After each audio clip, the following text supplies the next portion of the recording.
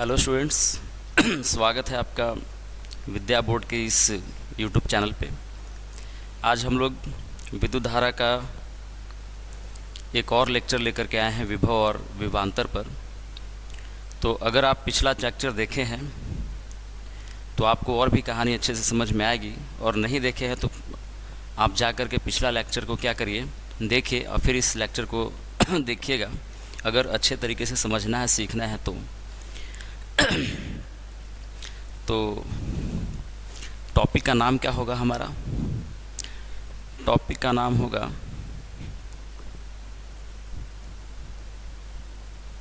विभव तथा विभवांतर। विभव तथा विभवांतर इंग्लिश में बोलते हैं क्या? Potential and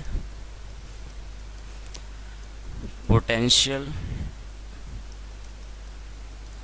difference. पोटेंशियल और पोटेंशियल डिफरेंस ये टॉपिक आज हम लोग को क्या करना है, पढ़ना है। इस टॉपिक को पढ़ने के लिए देखिए, पिछले लेक्चर का एक पॉइंट उठाएंगे जो हमने पिछले लेक्चर में डिस्कस किया था आवेश के बारे में। ये डिस्कस किया था कि अगर कोई आवेश है तो उसके चारों ओर एक क्षेत्र होता है, ठीक है, जो इन रेखाओं से, सीधी रेखाओं से बना होता है, जिसको हम लोग क्या बोलते हैं? ये चूंकि आवेश है, नाम इसका है विद्युत, इसलिए इसका जो क्षेत्र है इसको हम लोग क्या बोलते हैं? विद्युतीय क्षेत्र। इस विद्युतीय क्षेत्र में ये हमने देखा था कि अगर कोई चार्ज पार्टिकल दूसरा कोई चार्ज पार्टिकल अगर रख दिया जाए तो ये उस पर क्या करेगा? बल लगाएगा और उसको धकेलेगा, ठीक है। या फिर अगर निगेटिव प्रकृति का रख दिया जाए, इसका विपरीत प्रकृति का, तो ये क्या करेगा? अट्रैक्ट करेगा। यानी इसका इफेक्ट वहाँ पर अगर है, अनंत पर तो नहीं होगा इफेक्ट, लेकिन अगर इसके दायरे में, इस आवेश के अगर फील्ड में यानी कि विद्युतीय क्षेत्र में अगर कोई चार्ज पार्टिकल आया हुआ है तो उस पर बल लगेगा। चाहे तो धकेलने वाला बल लगेगा, चाहे तो क्या, खींचने वाला बल लगेगा। सेम प्रकृति का होगा, इसके सेम प्रकृति का होगा तो धकेलने वाला बल लगेगा, और विपरीत प्रकृति का होगा तो आकर्षण बल लगेगा, ठीक है। इतना आया समझ में? ये तो पिछले लेक्चर की बात थी। अब इसी तरीके से एक छोटा सा रियल लाइफ का एग्जांपल देखिए। आप देखते होंगे, ये मान लेते हैं स्कूल है जिसमें बच्चे पढ़ने जाते हैं, तो पता ही है। देखो, तो एक फैमिली ऐसा है, मतलब एक फैमिली में 4 बच्चे हैं, नाम है उनका, मान लेते हैं ABCD 1 2 3 4। चारों स्टूडेंट इस स्कूल में पढ़ते हैं, लेकिन रोज़ सवेरे नखड़ा करते हैं कि नहीं जाएंगे। तो इनके फादर क्या करेंगे? धकेल करके ले जाएंगे, या तो फिर नहीं है तो आप आजकल बच्चों को देखें, सवेरे सवेरे क्या मांगता है? पैसा मांगता है, पैसा दीजिए हो जाएगा। तो इनको मान लेते हैं कि यहाँ से यहाँ तक इसके फादर लेकर के आए चारों को। आज चारों ने मिल करके इनके जेब में से पैसा उड़ा दिया। आते आते बीच में दुकानें पड़ती हैं, पैसा उड़ा दिया 100 रुपया। पैसा दीजिएगा तो जाएंगे। 100 रुपया यहाँ तक उड़ा दिया। कितने मेंबर थे? 4 मेंबर। तो इन चारों पर कितना कितना रुपया पड़ा? तो अगर देखिएगा कि इस पॉइंट तक आने में, अभी स्कूल से दूर ही है, आइए मान लेते हैं कोई पॉइंट है मिठाई वाला, मिठाई की दुकान है, यहाँ पर आकर के इन्होंने 100 रुपया क्या कर दिया? खर्चा कर दिया। तो इस एम वाले जगह को खर्च का जगह बोला जाएगा। अच्छा, ये होगा खर्च कितना? अगर 4 लड़कों ने मिल करके, कितने लड़के थे? 4 लड़के थे, 4 लड़के थे, 4 लड़कों ने मिल करके कितना उड़ा दिया? 100 रुपया। इसका मतलब कि इस पॉइंट तक आने के लिए एक लड़के पर कितना खर्चा हुआ? तो पता चलेगा कि सर 100 रुपया था बटे कितने लड़के थे? 4 लड़के थे, ठीक है। इसको अगर तोड़िएगा तो क्या आएगा सर? 25 रुपया प्रति लड़का। एक लड़के पे खर्च कितना बैठ रहा है?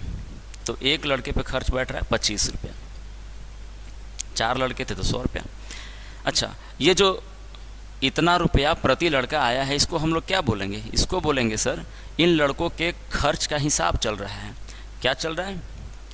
तो खर्च का हिसाब आपसे पूछा जाए कि खर्च का हिसाब बताइए, तो खर्च का हिसाब होगा सर 25 रुपया प्रति लड़का, यानी एक लड़के पे कितना? 25 रुपया बैठा है, ठीक है। अच्छा, अगर इतना चीज़ आप समझ रहे हैं तो इसके अभी इस आदमी के जेब से क्या खर्चा हो रहा है? पैसा खर्चा हो रहा है। कितना खर्चा हो रहा है? तो 25 रुपया प्रति लड़का खर्चा हो रहा है, देखा होगा। फिर भी ये लड़के नहीं जाना चाहते, और आगे जाएगा, हो सकता है कि और खर्चा करवाए, ये भी हो सकता है कि 100 रुपया और उड़ाइए। ये आइसक्रीम की दुकान है, ठीक है, और मान लेते हैं कि यहाँ से यहाँ तक लाते लाते इसके जेब से, बेचारे के जेब से 200 रुपया उड़ चुका है। लड़के अभी भी कितने हैं? 4 ही हैं। तो ये जो आइसक्रीम वाला पॉइंट है, यहाँ पर खर्च का हिसाब क्या लगेगा? यहाँ पर लगेगा सर 200 रुपया था, और कितने लड़के थे? 4 लड़के। तो यहाँ तक आने में खर्च का हिसाब कितना बैठा? यहाँ जो आइसक्रीम वाला पॉइंट है, अब उसका फादर समझेगा कि अच्छा आइसक्रीम वाले पॉइंट तक जाने में ये चारों लड़का जो है 200 रुपया मेरा क्या कर देता है? उड़ा देता है। यानी कि रोज़ अगर ले करके जाएंगे सवेरे सवेरे, तो आइसक्रीम वाले पॉइंट तक ले जाने में ही हमारा कितना खर्चा हो जाएगा? 200 रुपया खर्चा हो जाएगा। और अगर किसी दिन मान लेते हैं कि जेब में 100 रुपया है, तो उसको और पता रहेगा कि मिठाई वाला दुकान से फिर क्या भाग आएगा? ये सब जाएगा नहीं, खर्चों करवा देगा 100 रुपया और भाग भी आएगा। चलिए मान लेते हैं कि मिठाई वाले दुकान तक जाने में इसको 100 रुपया खर्चा हुआ था, यहाँ तक जाने में 100 रुपया और हो गया, टोटल कितने हो गए? 200। अब ये 200 यहाँ से यहाँ तक आने में 200 रुपया उड़ा दिया 4 लड़के, तो कितना हुआ हिसाब इसका? खर्च का हिसाब अगर निकालें तो क्या हो जाएगा? तो ये हो जाएगा सर, 4 से अगर काटेंगे तो 50 रुपया प्रति लड़का यहाँ चलेगा। 50 रुपया प्रति लड़का, यानी कि उसका फादर समझेगा कि आइसक्रीम वाले पॉइंट तक जाने में 50 रुपया प्रति लड़का मेरा खर्च हो जाता है, ठीक है। ये एग्ज़ाम्पल अगर समझ में आ रहा है तो आप चलते हैं अब चलते हैं विभव पर। विभव आप अच्छे से तरीके से समझ सकते हैं। देखिए, तो विभव को समझने के लिए ज़रा बताइए कि अभी हमने देखा कि एक ये बड़ा सा चार्ज पार्टिकल है जिसका अपना एक क्या होगा? फील्ड होगा। अनंत तक इसका प्रभाव होगा, अनंत पर जाकर के ख़त्म हो जाएगा। अच्छा, तो इसका प्रभाव मान लेते हैं बहुत दूर तक है, और यहाँ से हमने क्या किया? कुछ आवेशों को उठाया है। कितने आवेशों को उठाया है? मान लेते हैं कि हमारे पास 1 कूलॉम, ऐसे ऐसे हमारे पास ये 1 कूलॉम है, फिर 1 कूलॉम है, फिर 1 कूलॉम है, फिर 1 कूलॉम है। मान लेते हैं कि जैसे वो 4 गो लड़का था, वैसे ये 4 गो कूलॉम क्या है? आवेश है। चारों अलग अलग हैं, ठीक है। तो क्या इन पर हर एक पर फोर्स लग रहा होगा कि नहीं लग रहा होगा? इसके द्वारा, इसके प्रभाव से ये चारों, अगर ये चारों के चारों पॉजिटिव हैं, चारों के चारों धनावेशित हैं, तो चारों पर बल लगेगा। तो क्या वो अपने से इधर आना चाहेगा? नहीं आना चाहेगा। तो नहीं आना चाहेगा तो मान लेते हैं कि कोई आदमी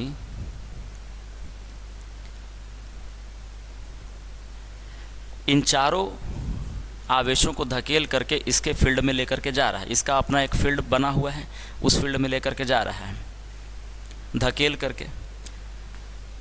अच्छा, ये धकेल करके मान लेते हैं कि ये एक रास्ता ये बना हुआ है, इस पॉइंट से मान लेते हैं कि यहाँ तक पहुँचा दिया। ये मान लेते पॉइंट ए है। चारों को धकेल करके यहाँ से यहाँ पहुँचाया। अब पिछले वाले एग्जाम्पल में आदमी का क्या खर्चा हो रहा था, रुपया खर्चा हो रहा था। इस वाले में क्या खर्चा हो रहा है, तो सर शरीर की एनर्जी खर्चा हो रहा है। बेचारा काम कर रहा है, धकेलने में कुछ तो एनर्जी खर्चा होगा ना, हाँ कुछ तो एनर्जी खर्चा होगा, कुछ काम करना पड़ेगा बेचारे को। मान लेते हैं, अच्छा कार्य जो होता है, कार्य को हम लोग मापते हैं किस में, जूल में। कार्य का मात्रा तो ऐसे तो जानते होंगे, कार्य का मात्रा क्या, जूल। तो मान लेते हैं कि ये 4 गो आवेश को ठेल ठाल के यहाँ तक पहुँचाने में इसको लग जाता है 100 जूल। कितना कार्य करना पड़ता है, 100 जूल कार्य करना पड़ता है। तो ये आदमी इस पॉइंट पर आ करके अपना हिसाब चेक करेगा। जैसे वहाँ पर मिठाई वाले दुकान पर आकर के हिसाब चेक कर रहा था कि यहाँ पर आने में हमारा 25 रुपया प्रति लड़का, अभी था ना, 25 रुपया प्रति लड़का हिसाब बैठ जाता है। इसी तरीके से ये जब यहाँ पर ठेल करके लेकर के आएगा तो क्या सोचेगा कि हाँ चलो हिसाब लगा लेते हैं कि 4 गो कुलम हम ठेल ठाल के लेके आए थे, 100 जूल हमारे अंदर का एनर्जी क्या हो गया, खर्चा हो गया। तो बताइए कि एक एक कुलम ने कितना हमसे एनर्जी खर्चा करवाया है। तो पता चलेगा कि सर टोटल 100 जूल कार्य हुआ है, बटे कितने आवेश थे, 4 कुलम। टोटल को मिला दिया जाए तो कितने कुलम है, 4 कुलम। तो पता चलेगा क्या कि सर 25 जूल खर्चा करवा दिया है प्रति कुलम। प्रति कुलम का मतलब कितने, एक कुलम ने 4 गो कुलम था, लेकिन एक कुलम ने कितना खर्चा करवाया, एक कुलम ने खर्चा करवाया कितना, 25 जूल। तो इसको हम लोग बोलेंगे कि ए तक आने के लिए, ए तक आने पर हिसाब क्या बनता है, तो 25 जूल प्रति कुलम बनता है। और यही हिसाब को, जैसे इस पिछले वाले एग्जाम्पल में इसी हिसाब को हम लोग खर्च निकाल रहे थे, खर्च लिख रहे थे। यहाँ पर खर्च ना लिख करके लिखेंगे क्या कि यहाँ पर का हिसाब जो है वो क्या है, वो उसी का नाम दे देंगे विभव। क्या नाम दे देंगे, विभव। जैसे अगर पूछा जाए कि ए का विभव क्या है, यानी कि पूछ रहा है कि ए तक एक कुलम को लाने में कितना खर्चा बैठा, तो 4 कुलम को लाने में कितना, 100 जूल। तो एक कुलम को लाने में कितना, एक कुलम को लाने में कितना, 25 जूल। यही जो हिसाब है, वही जो खर्चा है, उसी को हम लोग क्या बोल रहे हैं, विभव। तो विभव मेरे ख्याल से समझ में आया होगा क्या, कि एक कुलम को लेकर के आने में कहाँ से, अनंत से। अनंत से मतलब कि जहाँ इसका प्रभाव जहाँ नहीं था वहाँ से उठा करके इसके प्रभाव वाले क्षेत्र में लेकर के आ रहे हैं। इस आदमी को ठेलने में काम करना पड़ रहा होगा, एनर्जी खर्चा होगा। उसको काम को हम लोग मान ली कि कितना जूल काम किया है, 100 जूल। कितने कुलम को लेकर के आया था, 4 कुलम को। तो प्रति कुलम कितना इसका खर्च बैठा, तो सर 25 जूल प्रति कुलम। और 25 जूल प्रति कुलम जो ये हिसाब है, उस हिसाब को हम खर्चा ना बोल करके क्या बोल रहे हैं, विभव। यानी विभव से समझेंगे कि अगर ए पॉइंट का विभव पूछ रहा है तो क्या होगा, 25 जूल प्रति कुलम। और अगर मान लेते हैं कि यही चार गो आवेशों को यहाँ से एक और बिंदु, अगले वाले बिंदु तक लेके जाने में, यहीं से जैसे मान लें 100 जूल यहाँ खर्चा होता है, मान लेते 100 जूल और खर्चा हो जाता है, तो टोटल कितना हो जाएगा, 200 जूल। कितना जूल, 200 जूल। अब ये 200 जूल, आइए पॉइंट मान लेते हैं क्या, बी। तो बताइए कि बी पर जो एनर्जी खर्चा हो रहा है उसका हिसाब क्या लगेगा। जैसे ए पर एनर्जी खर्चा हो रहा तो उसका हिसाब प्रति कुलम क्या बैठा, 25 जूल प्रति कुलम। यहाँ क्या बैठेगा, तो यहाँ पर का जो विभव हो जाएगा, उस खर्चे के वाले हिसाब को हम विभव नाम दे रहे हैं। तो विभव जो हो जाएगा वो हो जाएगा सर कि यहाँ टोटल 200 जूल है और 4 कुलम ही लाए गए हैं, कट किया आएगा सर 50 जूल प्रति कुलम। यानी यहाँ पर इस बिंदु तक एक कुलम को लाने में कितना खर्चा बैठा है, तो 50 जूल बैठा है खर्चा। कौन सा खर्चा, रुपया पैसा नहीं, एनर्जी यानी कि ऊर्जा। तो इतना ऊर्जा यानी कि इतना काम उसको करना पड़ा यहाँ तक लाने में, ठीक है। तो अब इसी पर परिभाषा निकाल दिया जाता है विभव का, कि किसी आवेश के विद्युतीय क्षेत्र में अनंत से एक कुलम आवेश को लेकर के आने में जितना आदमी को काम करना पड़ता है, वही किया गया काम उस बिंदु पर विभव कहलाता है। जैसे ए वाले पॉइंट पर 1 कूलम को लाने में कितना काम हुआ 25, तो यहाँ का वोल्टेज हो जाएगा क्या 25। अच्छा, अब वोल्टेज के बारे में आएंगे कि जूल प्रति कूलम को एक नया नाम दिया जाता है क्या, वोल्ट। ठीक है, ये इसका मात्रक हो जाएगा, लेकिन अभी तो हम लोग आराम से समझ रहे हैं कि क्या चल रहा है। सो ठीक है, तो अब इसका हम लोग क्या करेंगे, परिभाषा लिखेंगे। देखिए तो विभव की बात करते हैं, जिसको हम लोग बोलते हैं क्या, पोटेंशियल। क्या बोलते हैं, पोटेंशियल। तो क्या लिखा जाएगा कि किसी विद्युतीय क्षेत्र में, किसी विद्युतीय क्षेत्र में इकाई धनावेश को, इकाई धनावेश को कहाँ से, अनंत से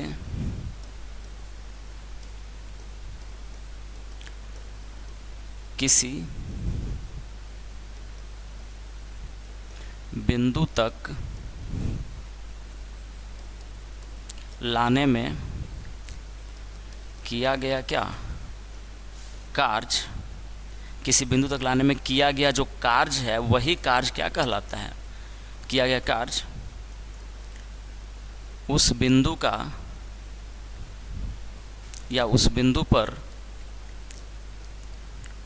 विभव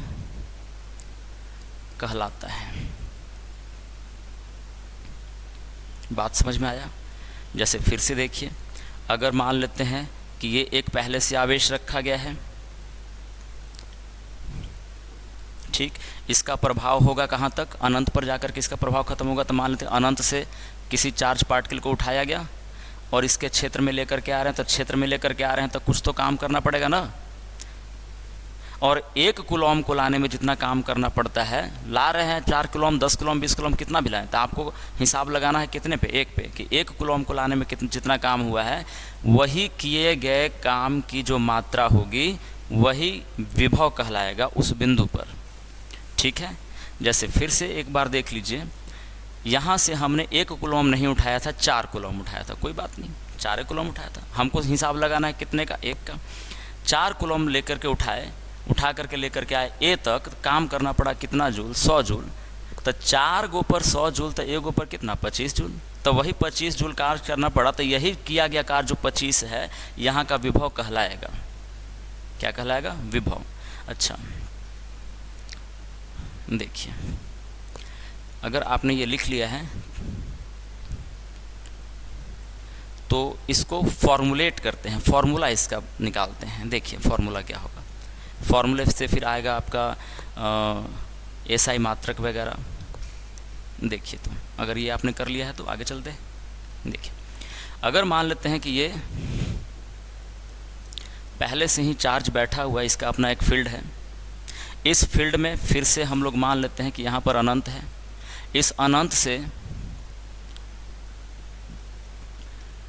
क्यू कूलम आवेश उठाया गया। अब क्यू कूलम आवेश का मतलब 4 कूलम भी हो सकता है, 5 कूलम भी हो सकता है, 10 कूलम भी हो सकता है, मान लेते कितना भी उठाया गया, लेकिन हमको बात तो करना है एक पे, कितना भी आवेश उठाया गया, और उठा करके मान लेते हैं इस बिंदु ए तक, इस बिंदु ए तक इसको यहाँ तक पहुँचाने में कुछ काम हुआ, वो काम का मान कितना हुआ, W। कितना हुआ, W। टोटल काम हो गया W, कितने कूलम को लाने में, क्यू कूलम को लाने में। तो बताइए कि 1 कूलम को लाने में कितना हुआ। तो अगर यहाँ पर हिसाब देखा जाए कि 1 कूलम पर कितना हुआ, तो टोटल हम लोग क्या लिखेंगे, किया गया कार्य, किया गया कार्य टोटल बटे आदमियों की संख्या या फिर आवेशों की संख्या, कितने आवेश थे। तो यहाँ पर क्या लिखा जाएगा, कुल आवेश,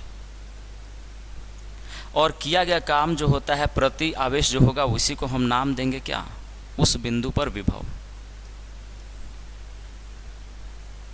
अर्थात ये जो विभव आएगा, विभव को हम लोग सूचित करते हैं भी से, ये जो विभव जो आएगा, किया गया कार्य कितना हमने लिया है W, कुल आवेश कितने लिए थे Q, इसका मतलब है कि एक हमारे पास फॉर्मूला आ गया V बराबर W बाई क्या Q, यानी कि किसी बिंदु पर विभव क्या होता है, किया गया कार्य बटे टोटल आवेश।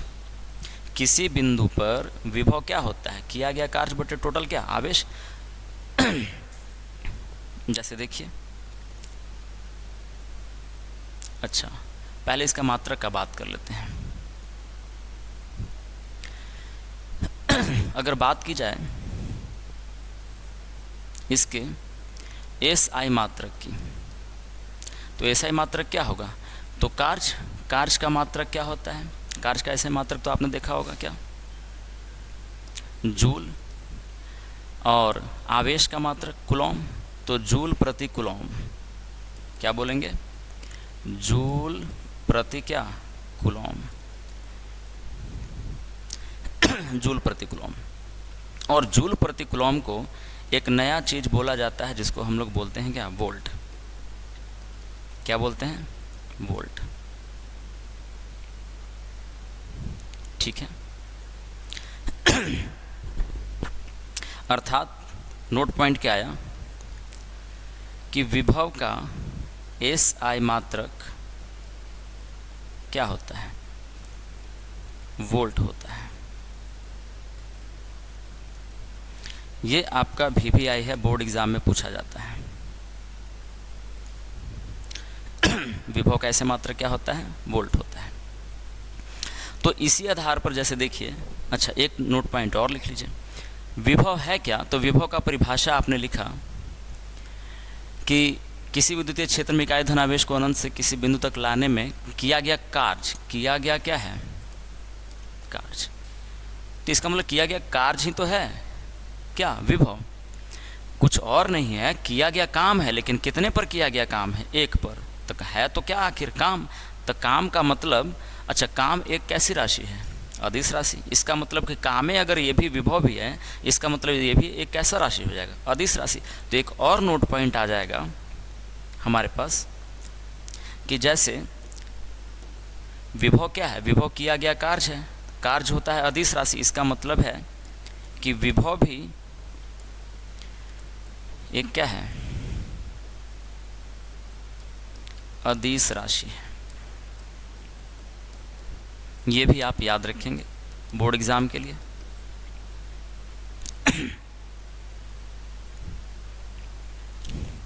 तो विभव भी क्या है, एक अदिश राशि है। इतना आया समझ में। अच्छा, अब जैसे देखो हमने क्या डिस्कस किया कि सर Q कूलॉम आवेश को लाने में W कार्य हुआ है। Q कूलॉम आवेश को लाने में W कार्य हुआ है, तो यहाँ पर कहाँ पर, बिंदु A पर, तो A का विभव क्या कहलाएगा, W by Q। W by Q विभव क्या है, इकाई धनावेश पर निकालने के लिए। जैसे एक एग्जाम्पल कर लेते हैं, जरा देखिए फिर से एक बार। मान लेते हैं कोई इसका इलेक्ट्रिक फील्ड है, यहाँ से हमने 5 कूलॉम प्लस 5 कूलॉम आवेश उठाया, इसके फील्ड में ले जा रहे हैं उस। अच्छा ये अपने तो आएगा नहीं आएगा तो किसी को काम करके मतलब किसी को धकेलना पड़ेगा, धकेलेगा तो काम करेगा बेचारा।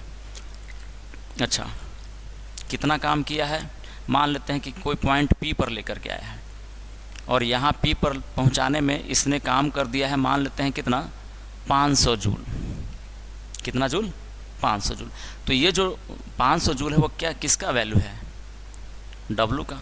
ये किसका वैल्यू है, Q का। इतना कूलॉम आवेश उठाया था। तो यहाँ पर विभव क्या होगा, तो विभव यानी कि वोल्टेज यानी पोटेंशियल एट द पॉइंट क्या P is equal to W by क्या Q। अगर बिना फार्मूला के देखें तो भी निकाल सकते हैं। क्या फार्मूला से, बिना फार्मूला के निकाल सकते हैं सर 500 जूल हुआ है काम कितने पर, 5 कूलॉम पर, तो 1 कूलॉम पर बताइए। तो 1 कूलॉम पर निकालने के लिए वही 500 जूल बटे क्या कर लेंगे, 5 कूलॉम, तो कितना हो जाएगा, 5 से डिवाइड करेंगे तो 100 जूल प्रति कूलॉम, 100 जूल प्रति कूलॉम। यही चीज़ हम लोग फार्मूले से भी निकालते हैं कि सर वोल्टेज यानी कि वोल्टेज ना बोलते potential at the point P, potential यानी कि विभव किस पॉइंट पर P पर, वो क्या होगा सर, तो W बाई क्या पढ़ा हमने, Q पढ़ा। ठीक है, तो W कितना काम करवा दिया गया आदमी के द्वारा, तो 500 जूल काम किया उसने। कितने कूलॉम आवेश पर, 5 कूलॉम पर। तो बताइए कि प्रति कूलॉम कितना हिसाब बैठा, तो 5 से काटेंगे तो सर ये बैठा क्या, 100 जूल प्रति क्या कूलम, कितना 100 जूल प्रति कूलम। तो यही हो गया वोल्टेज या फिर कहें potential at the point P, कितना हुआ पी पर क्या हिसाब हुआ 1 कूलम को लाने में। तो ये हुआ सर 100 जूल प्रति कूलम, या फिर इसको बोल सकते हैं सर कितना 100 जूल प्रति कूलम को हम लोग नाम देते हैं क्या वोल्ट। जूल प्रति कूलम को हम लोग क्या लिखते हैं वोल्ट भी लिखते हैं, ठीक है। तो मेरे ख्याल से ये समझ में आ गया होगा। अगर 5 कूलम को उठाया गया, 10 कूलम को उठाता तो कुछ और होता, 50 कूलम को उठाता तो कुछ और हिसाब आता। लाना कितने पर है 1 कूलम पर बात करनी है, ठीक है। अच्छा और देखिए, अच्छा यहाँ पर अब एक और नोट पॉइंट है कि जूल बटे कूलम क्या कहलाता है वोल्ट कहलाता है। तो इसको भी आप नोट करके लिख लेंगे बोर्ड एग्ज़ाम के लिए कि जो वोल्ट है या फिर जूल प्रति क्या कूलम क्या बोला जाता है, इसको वोल्ट बोला जाता है, ठीक है। या और इसको और तोड़ के लिखें तो ये ऐसा भी पूछा जा सकता है कि जूल बराबर क्या वोल्ट गुने क्या कूलम भी हो सकता है, ठीक है। दोनों हो सकते हैं।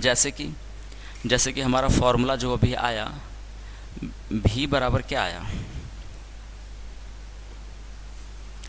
V बराबर आया W बाई क्या Q। तो अगर W निकालना चाहें, W किया गया कार्य, तो क्या V इंटू Q होगा क्या। V क्या विभव, Q क्या आवेश, और ये क्या है कार्य। इसका मतलब इसको ऐसे भी लिखा जा सकता है कि कार्य बराबर विभव गुने क्या आवेश। ये सूत्र की बात कर रहे हैं, मात्रक की बात नहीं कर रहे हैं। आप फिर इसका जब मात्रक की बात कर लीजिएगा तो यही वाला चीज़ आ जाएगा। ज़रा देखिए, कार्य का मात्रक जूल सर, ठीक है। विभव का मात्रक वोल्ट, आवेश का मात्रक कूलम। ये सूत्र में है और ये क्या मात्रक में है। तो मेरे ख्याल से इतनी बात आ रही होगी समझ में, ठीक है। अब जरा देखिए, अब अगर आप विभव के बारे में समझें कि विभव कुछ नहीं है, अनंत से उठा करके 1 कूलम को लाने में किया गया क्या है कार्य है। जितना कार्य होता है जिस पॉइंट तक लाने में उतना किया गया कार्य ही उस पॉइंट पर क्या कहलाता है विभव कहलाता है, ठीक है। इतना तो बात आया समझ में। अच्छा अब जो है, अब इससे कुछ क्वेश्चन यानी कि प्रश्न हो सकते हैं। आप देखिए कि V बराबर आपने W बाई क्या लिखा, क्यों लिखा। इस पर से 3 प्रकार से क्वेश्चन पूछे जा सकते हैं। हो सकता है पहला सवाल ये हो सकता है कि सर अब क्या दिया हुआ हो, W दिया हुआ हो, W कुछ दिया हुआ है, Q कुछ दिया है, तो क्या पूछेगा V पूछेगा।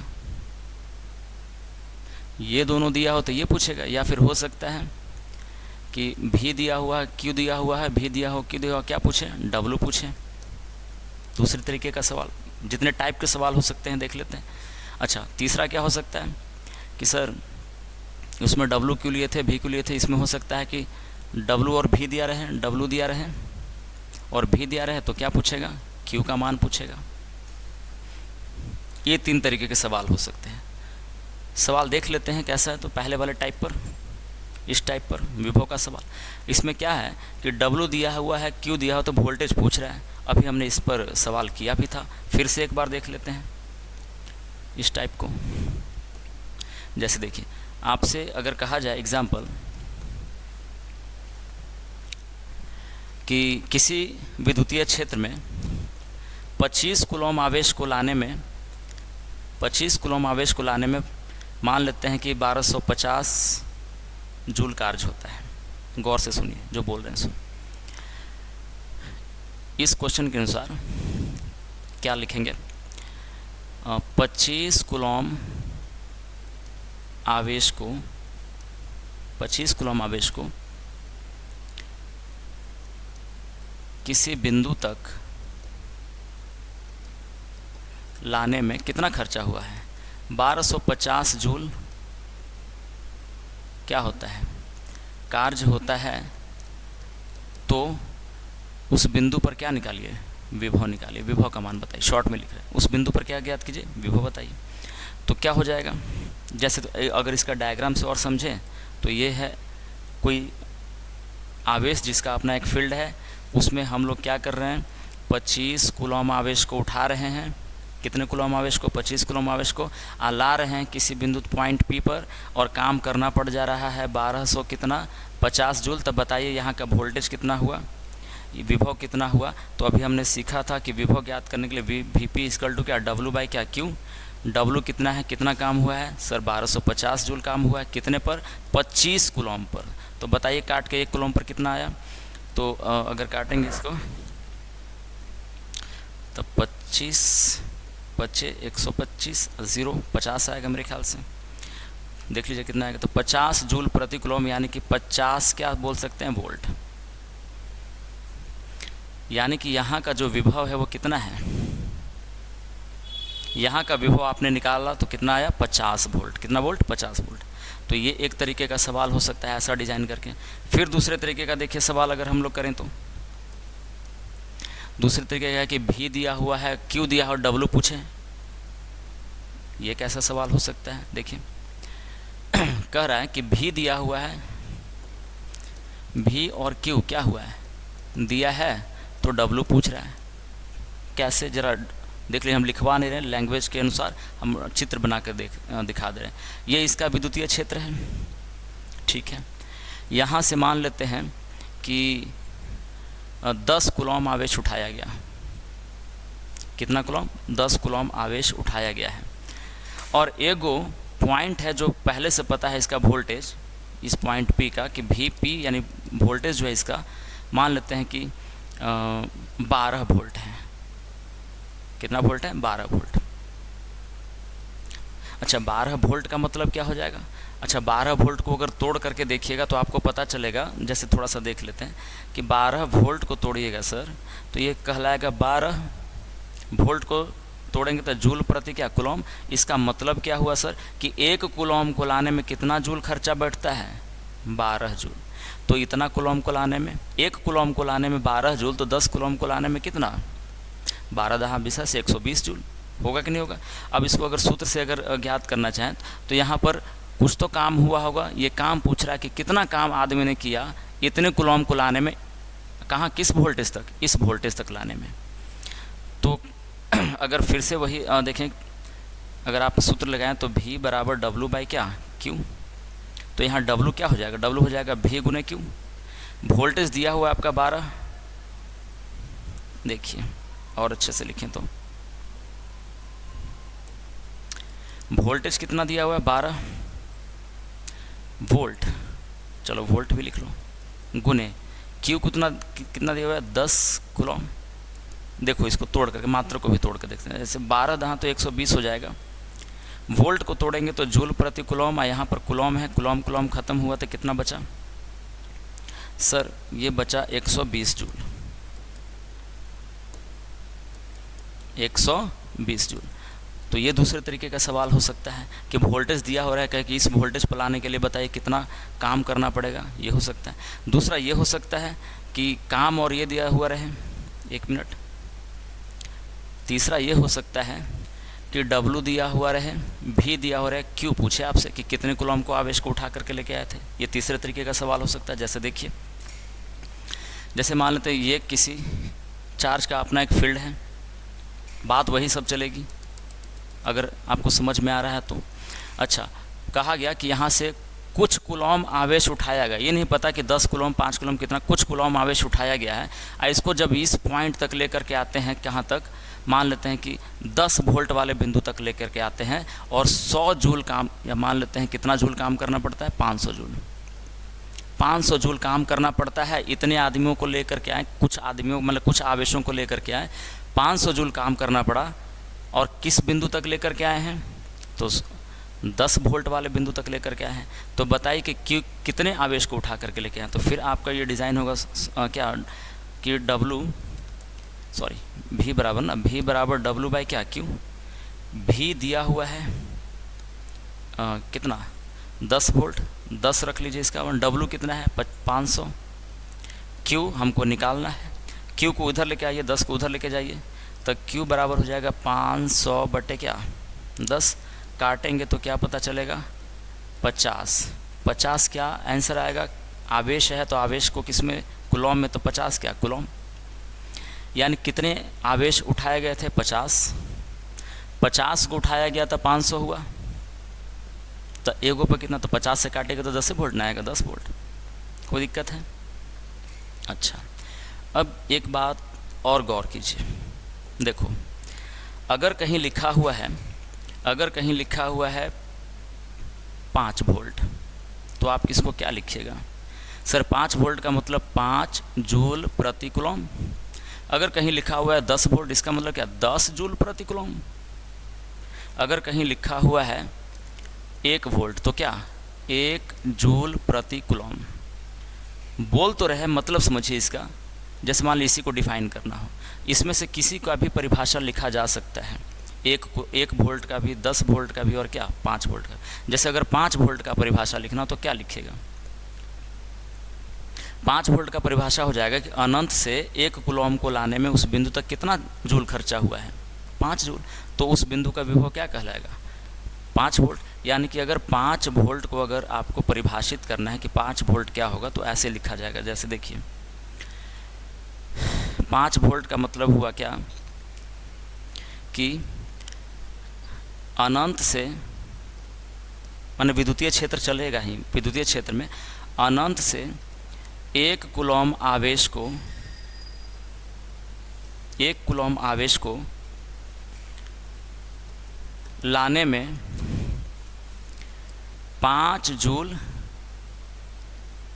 कार्य हो, तो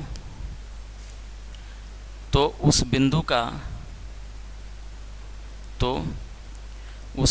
का विभव, जिस बिंदु तक लाया गया उस बिंदु का विभव 5 वोल्ट होता है, या 5 वोल्ट कहलाता है। कितना वोल्ट कहलाता है, 5 वोल्ट कहलाता है।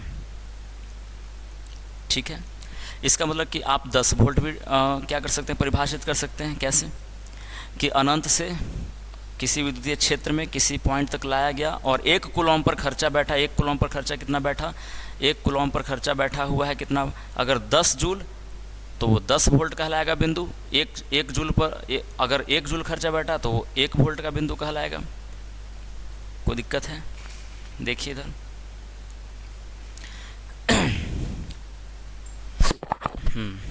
देखो, तो जैसे अभी हमने 5 वोल्ट कहा था कि ये 5 वोल्ट वाला बिंदु है। फिर से समझ लिए थोड़ा सा, ये इसका अनंत पॉइंट था। अच्छा, अनंत पर है तो इसका इफेक्ट 0 है, तो यहाँ पर वोल्टेज हम लोग क्या मानते हैं, 0 वोल्ट, 0 वोल्ट। आज जैसे जैसे आगे बढ़ेंगे तब कुछ काम करना पड़ेगा, काम करेंगे तो जितना काम करेंगे वही वोल्ट में तब्दील हो जाएगा। कितने कूलॉम पर काम करेंगे, तो 1 कूलॉम पर। तो मान लेते हैं कि यहाँ 0 वोल्ट का पॉइंट है, ये पॉइंट लिखा हुआ है 5 वोल्ट। थोड़ा सा और आगे बढ़ेंगे तो हो सकता है कि 6 वोल्ट मिले, फिर क्या मिले, 7 वोल्ट मिले। इधर बढ़ेंगे तो 4 वोल्ट, 3 वोल्ट, ऐसे हो सकता है। अगर कहा जाए कि यहाँ अगर 1 कूलॉम आवेश लाया जा रहा है 5 वोल्ट वाले बिंदु तक, तो कितना काम करना पड़ेगा। तो ये जो वोल्टेज 5 वोल्ट लिखा हुआ है खुद बता रहा है आपको कि 5 वोल्ट का मतलब हुआ सर 5 जूल प्रति क्या कूलॉम। यानी प्रति कूलॉम का मतलब कितना, 1 कूलॉम पर, कितने कूलॉम पर, 1 कूलॉम पर आपका खर्चा बैठेगा कितना, 5 जूल। तो कितने कूलॉम को लेकर के आए हैं, 1 कूलॉम को लेकर के आए हैं। तो अगर 5 वोल्ट तक लेकर के आए हैं, इसका मतलब क्या, कितना जूल काम करना पड़ेगा आपको, 5 जूल। ठीक है, अगर इसी को 1 कूलॉम ना लेकर के, अगर मान लेते कि 12 कूलॉम ले लें, कितना कूलॉम, 12 कूलॉम को इसी पॉइंट तक लेकर के आना है, तो बताइए, तो पता तो चल रहा है कि 1 कूलॉम को लाने में 5 जूल खर्चा होता है, क्योंकि ये 5 वोल्ट वाला शब्द क्या बता रहा है, 5 वोल्ट का मतलब 5 जूल प्रति कूलॉम। यानी 1 कूलॉम पर कितना जूल, 5 जूल। तो 1 कूलॉम पर 5 जूल, तब 12 कूलॉम पर के टोटल खर्चा कितना हो जाएगा सर, कितना, 12 × 50 जूल हो जाएगा कि नहीं। हाँ, अच्छा, फिर देखिए कि और थोड़ा सा आगे बढ़ेंगे तो आदमी को तो और ठेलना पड़ेगा, और ठेलना पड़ेगा तो और काम होगा, और काम होगा तो क्या, और विभव क्या होते जाएगा, बढ़ते जाएगा। यानी कि इधर वोल्टेज क्या होते जाएगा, यानी इधर विभव जो है बढ़ते जाएगा और इधर विभव क्या होते जाएगा, घटते जाएगा। घटते घटते अनंत पर कितना हो जाएगा, वोल्टेज 0 हो जाएगा। तो ये चीज़ आपने सीखा, कुछ क्वेश्चन भी किए। विभव मेरे ख्याल से अब आराम से समझ में आया होगा। आप विभव पर जितना सारा सवाल है वो अगले वाले लेक्चर में तो हम लोग लेकर के आएंगे। आज वाले लेक्चर में विभव और क्या विभवांतर है, तो विभव आप समझ लीजिए, इसका क्वेश्चन अगले वाले लेक्चर में हम लोग करेंगे। तो इतना समझ में आया है तो आप इसको नोट करिए।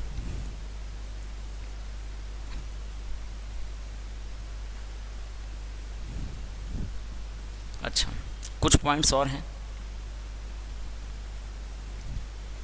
जैसे देखिए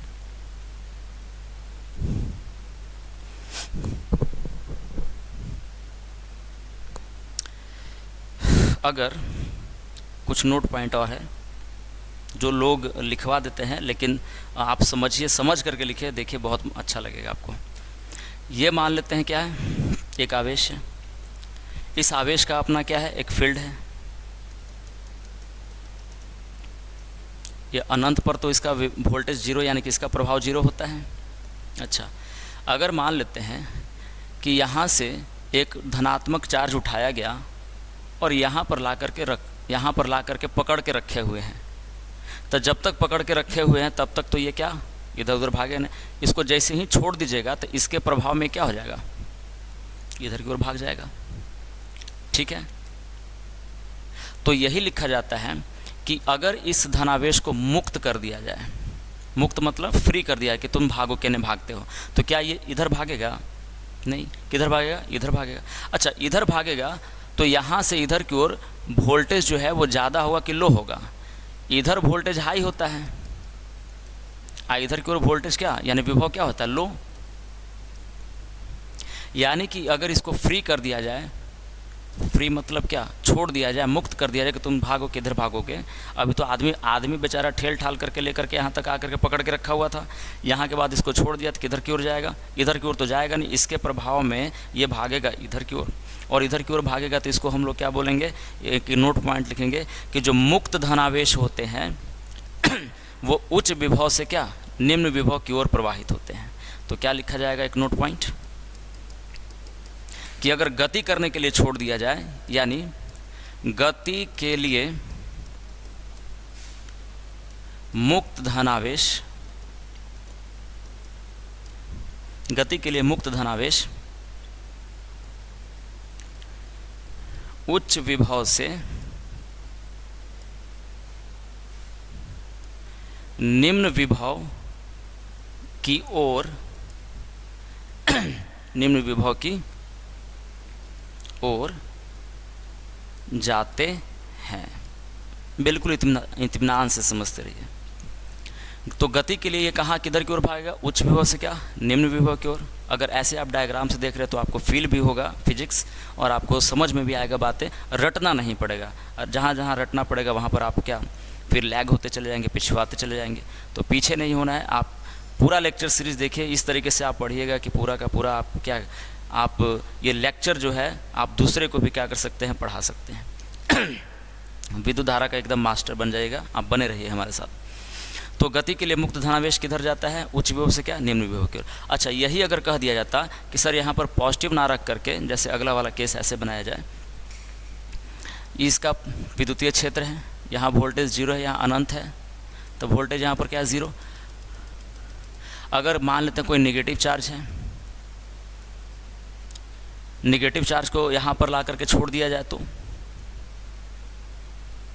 अगर यहाँ पर नेगेटिव चार्ज को पकड़ करके ऐसे बैठा हुआ है कि हाँ यहीं पे रहो, इसको फ्री कर दिया जाए, फ्री मतलब मुक्त कर दिया जाए, तो क्या होगा, मुक्त कर दिया तो ये भागेगा किधर, इधर की ओर। अब की इधर की ओर नहीं, अब की भागेगा इधर की ओर, यानी कि किधर से किधर जाएगा, लो से किसकी ओर, हाई की ओर। ये लो और हाई समझते रहेगा, बहुत अच्छा कॉन्सेप्ट है। तो इसका मतलब है, यहाँ पर फिर से एक नोट पॉइंट लिखेंगे क्या,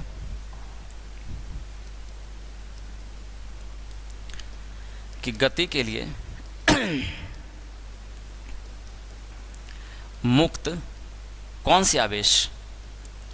ऋण आवेश निम्न विभव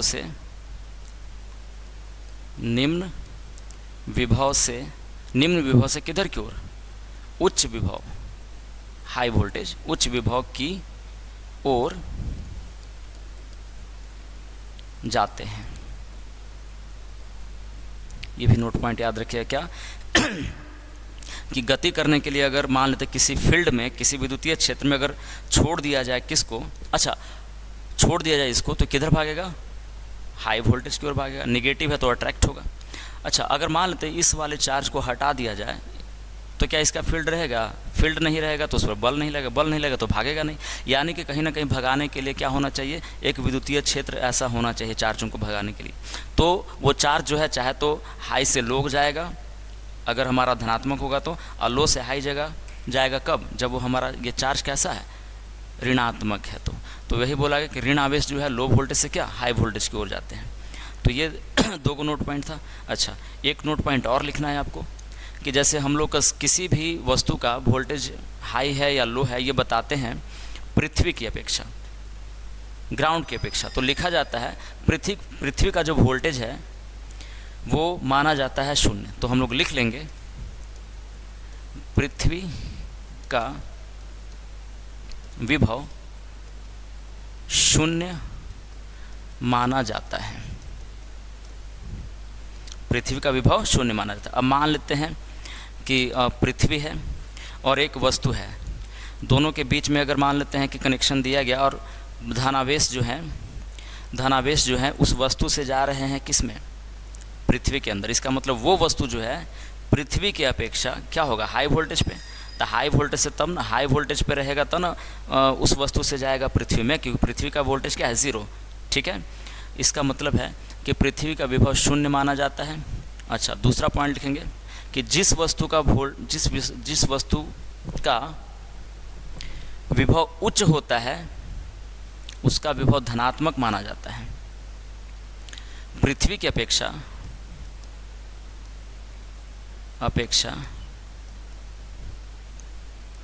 जिस वस्तु का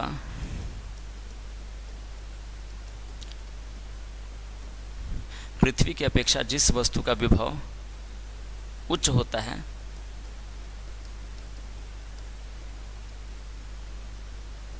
उसका विभव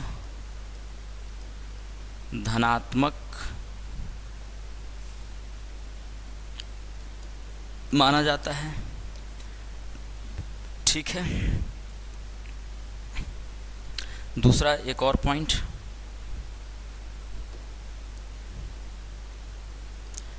पृथ्वी की अपेक्षा जिस वस्तु का विभव कम होता है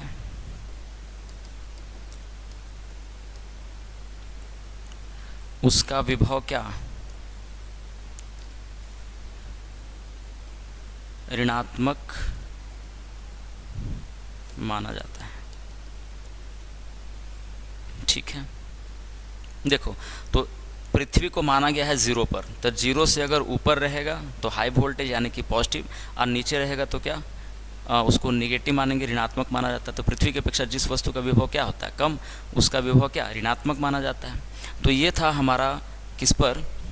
विभव पर ये चीज़ें डिस्कस हुई हैं। अच्छा अब एक और बात है कि देखिए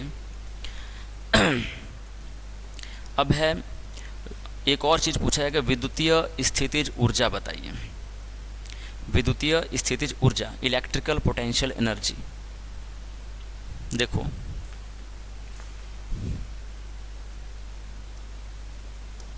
विद्युतीय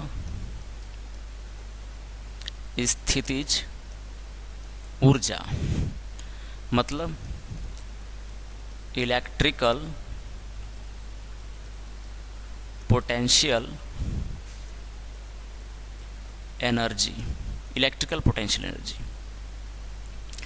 स्थितिज ऊर्जा तो आपने सीखा होगा, किसी भी सिस्टम के स्थिति के कारण, जिस स्थिति में वो बन चुका है उस स्थिति के कारण अगर उसके पास एनर्जी है तो उसको हम लोग बोलते हैं क्या, स्थितिज ऊर्जा। और अगर ये बात हो रही है आवेशों की, तो इसके आवेशों की हो रही है तो इसके आगे लग जाएगा क्या, विद्युतीय, तो हो जाएगा विद्युतीय स्थितिज ऊर्जा। यानी कि आवेशों के सिस्टम के कारण जो उसमें एनर्जी भरी होती है, एक सिस्टम है किसका, आदमियों का, पदार्थों का नहीं, एक सिस्टम है हमारा किसका, आवेशों का। और वो आवेशों का सिस्टम होने के कारण उसमें अगर एनर्जी बनी हुई है, तनाव में है, एनर्जी बनी हुई है, एनी टाइम उसका एनर्जी बना हुआ है, तो उसको हम लोग बोलते हैं कि वो जो एनर्जी बना है वो क्या है, विद्युतीय स्थितिज ऊर्जा। जैसे मान लेते हैं, इसको समझना हो कि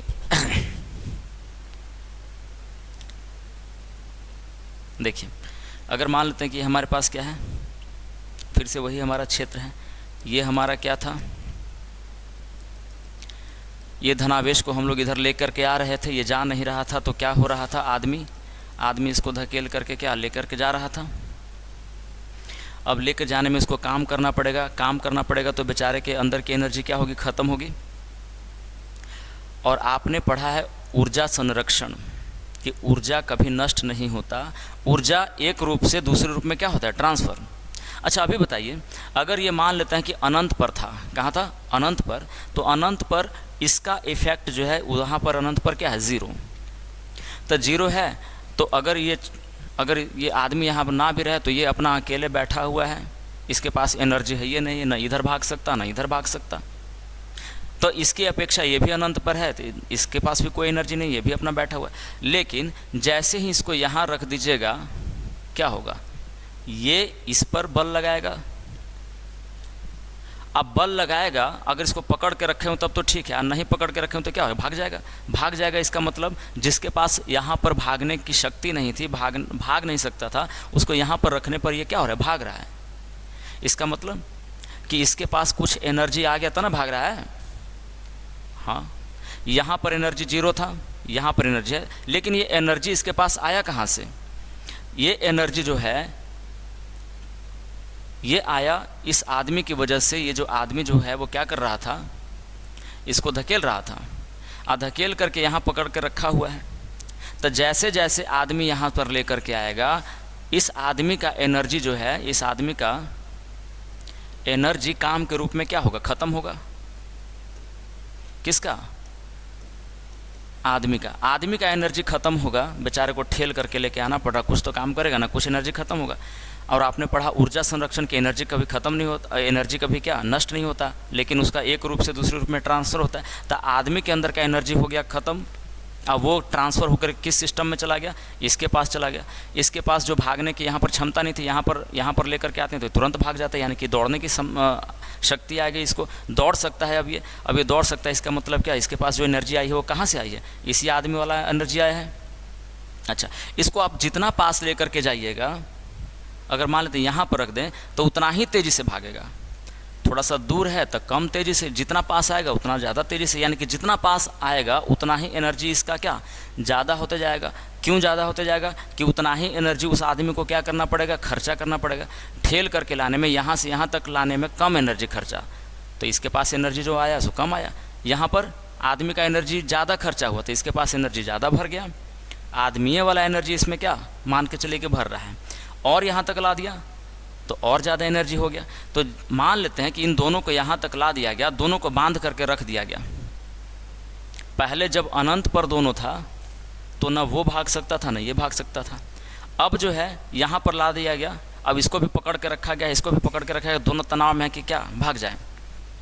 आज जैसे ही ये रस्सी काट देंगे, ये इधर भाग जाएगा, इधर भाग जाएगा, लेकिन रस्सी काटना नहीं, इसको पकड़ के रखना है। और ये जो पकड़ के रखे हैं, एक सिस्टम जो बना है, इन दोनों आवेशों का ये सिस्टम बना। इस सिस्टम में एनर्जी भरी हुई कि नहीं भरी हुई है, हाँ एनर्जी भरा हुआ। लेकिन यही वाला देखिए, यही दोनों आवेश जब अनंत वाली स्थिति पर था तो वहाँ पर एनर्जी कितनी थी, ज़ीरो। जब इनको पास में लाया गया तो आदमियों का एनर्जी खर्चा हुआ, और वही एनर्जी इस सिस्टम में क्या हो रहा है, भर रहा है। और इस सिस्टम में यही भरे हुए एनर्जी को हम लोग बोलते हैं क्या, इस स्थिति के कारण, इस स्थिति के कारण जो ऊर्जा बन रही है इस सिस्टम में, इसको हम लोग बोलते हैं क्या, पोटेंशियल एनर्जी। चूँकि ये पोटेंशियल, चूँकि ये स्थिति जो है किनका है, आवेशों का, इसलिए आवेशों का जो मीनिंग लगाएंगे, क्या लगाएंगे, विद्युतीय, यानी कि इलेक्ट्रिकल। तो इलेक्ट्रिकल पोटेंशियल एनर्जी कहलाता है। पोटेंशियल एनर्जी मतलब सिस्टम का अपनी स्थिति के कारण जो ऊर्जा है संचित, वो हमारा पोटेंशियल एनर्जी। लेकिन ये सिस्टम जो बना किसका हुआ है, आवेशों का, इसलिए क्या लगा दिया गया, electrical. So this is electrical potential energy. ये कहलाता है विद्युतीय स्थितिज ऊर्जा, जो कि क्या होता है, जो कि होता है किसी एक आवेश को अनंत से इस बिंदु तक लाने में किया गया क्या, कार्य के बराबर। अच्छा, ये जो कार्य करेगा वही ना इसमें एनर्जी के रूप में आएगा। तो हम लोग चाहे तो लिख सकते हैं विद्युतीय स्थितिज ऊर्जा को परिभाषित कैसे करेंगे,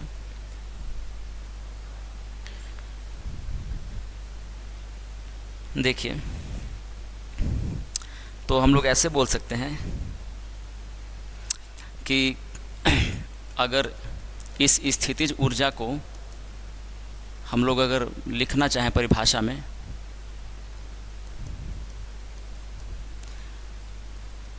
विद्युतीय स्थितिज ऊर्जा, तो क्या लिखेंगे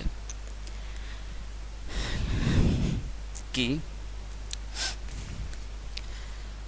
किसी विद्युतीय क्षेत्र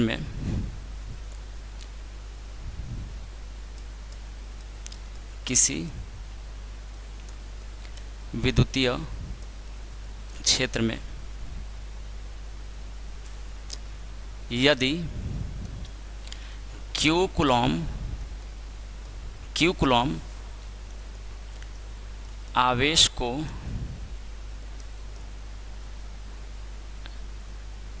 अनंत से किसी बिंदु तक लाने में W कार्य होता है,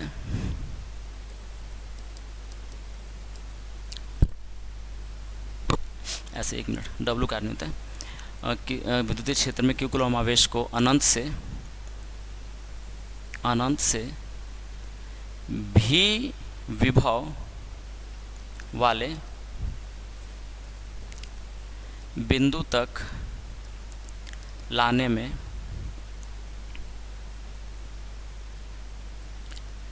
किया गया कार्य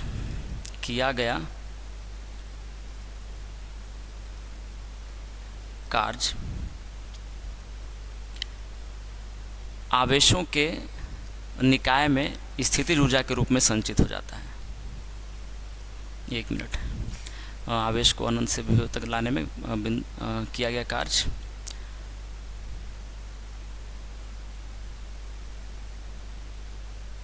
W हो, ऐसे परिभाषित कर लें। देखो, यदि किसी विद्युतीय क्षेत्र में Q कूलॉम आवेश को अनंत से विभव भी तक लाने में कितना किया गया क्या कार्य है, W, तो क्या W बराबर हम लोग V इंटू Q लिखेंगे, ठीक है। और कार्य की यही मात्रा जो आदमी ने किया है, वही मात्रा उसके सिस्टम में भर जाएगा एनर्जी के रूप में। यानी कि हम लिखेंगे कार्य की यही मात्रा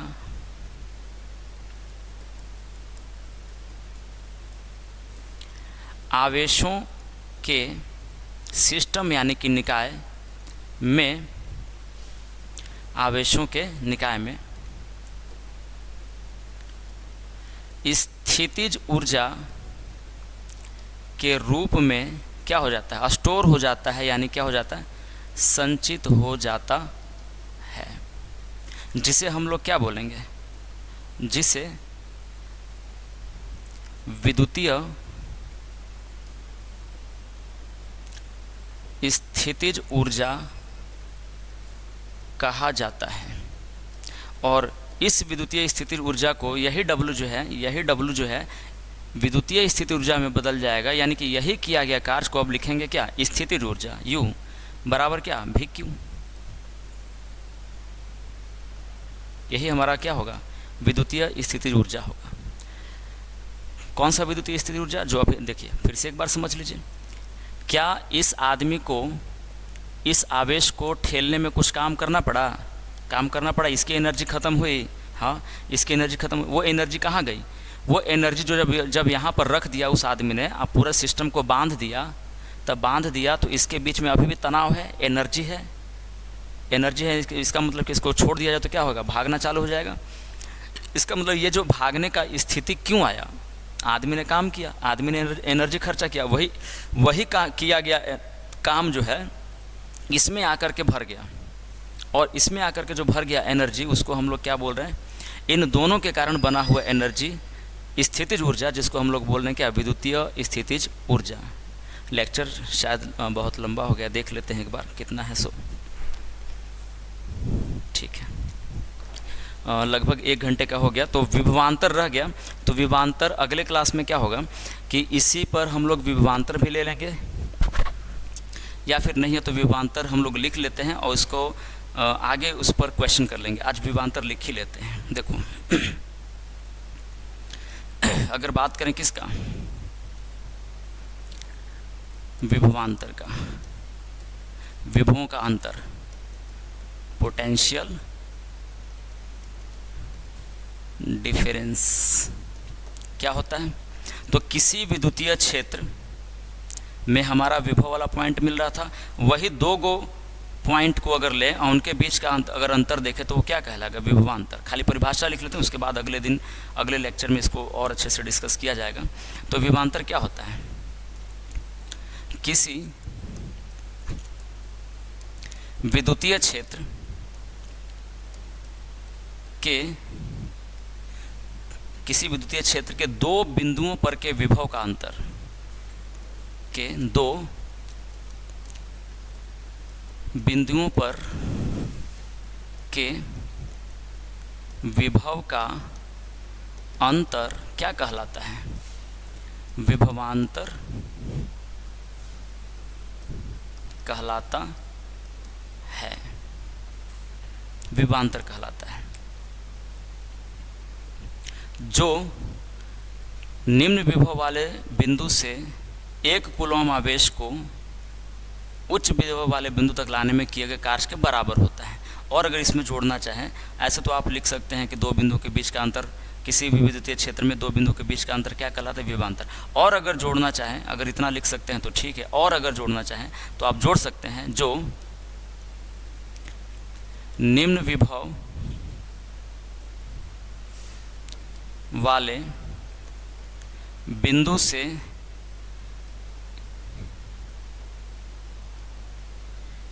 इकाई धनावेश को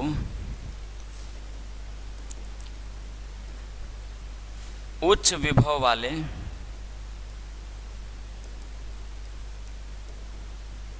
बिंदु तक लाने में किए गए कार्य के क्या होता है, बराबर होता है। बस इतना ही। देखिए लेक्चर जो है सो काफ़ी लंबा हो गया है, ठीक है, लेकिन आप बिल्कुल इत्मीनान से अगर बैठे हुए हैं तो 1 घंटा आपका बिल्कुल एकदम आराम से समझने में गया होगा। अगर आप समझने के मूड में बैठे हुए होंगे तो देखिए, ऐसे तो बहुत सारा लेक्चर यूट्यूब पे पड़ा हुआ है, लेकिन सब क्या लिख करके आते हैं, सब वैसे पढ़ाते हैं, लेकिन आपको एकदम फील करना है अगर फिजिक्स को, तो आप बने रहिए हमारे साथ। देखिए कि पूरा का पूरा आपको फिजिक्स, ये पूरा चैप्टर ऐसा फील होगा कि आप इस चैप्टर को पढ़ने के बाद तुरंत किसी को क्या कर सकते हैं, पढ़ा सकते हैं। ठीक है, तो अभी हमने क्या लिखा, विभवांतर। तो विभवांतर का ये परिभाषा लिख लीजिएगा। इस पर फिर से अगले लेक्चर में हम लोग इस पर फिर से बात करेंगे, और पूरा का पूरा इससे जितना सारा सवाल बन सकता है जो बोर्ड एग्ज़ाम में आएगा, जो कंपटीशन एग्ज़ाम में आएगा, वो सब अगले दिन हम लोग क्या करेंगे, डिस्कस करेंगे। तो ठीक है, देखते रहिए और पिछला वाला वीडियो भी देखते रहिए, और शेयर ज़रूर करिएगा। सब्सक्राइब तो आपने किया हुआ है, फिर और भी लोगों को सब्सक्राइब करने के लिए बोलिए, और शेयर ज़रूर करिएगा, और लाइक एकदम ठोक करके जाइएगा, रुकिएगा नहीं, एकदम ठोक करके जाइएगा लाइक। ठीक है, तो धन्यवाद।